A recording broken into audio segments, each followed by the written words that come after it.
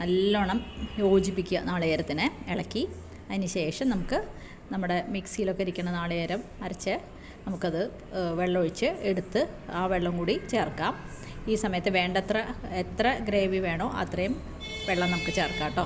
ഇനി നല്ലോണം ഇളക്കി കൊടുത്തിട്ട് ആവശ്യത്തിന് ഉപ്പ് ചേർത്ത് കൊടുക്കാം. അപ്പോൾ ആദ്യം ഒന്ന് ഇളക്കി കൊടുക്കുക. എന്നിട്ട് നമുക്ക് വേണ്ടത്ര ഉപ്പ് വെള്ളത്തിൽ തന്നെ ഇട്ട് കൊടുക്കുക. നമ്മൾ കൊള്ളി വേവിക്കുമ്പോഴും ഉപ്പ് ചേർത്തിരുന്നു. അപ്പോൾ നമുക്ക് ഈ ഗ്രേവിക്ക് വേണ്ട ഉപ്പ് ചേർക്കണ്ടു. ഇനി നല്ലോണം ഇളക്കിയതിന് ശേഷം നമുക്ക് അടച്ച് വെച്ച് ഒരു 5 മിനിറ്റ് തിളപ്പിക്കുക. അപ്പോൾ നല്ലോണം തിളച്ചു നമ്മുടെ മസാല. നമ്മൾ അതിലേക്ക് നമ്മൾ വേവിച്ച് വെച്ച് കൊള്ളി കഷ്ണങ്ങൾ ഇട്ട് കൊടുക്കുക. നല്ലോണം ഇളക്കി കൊടുക്കുക.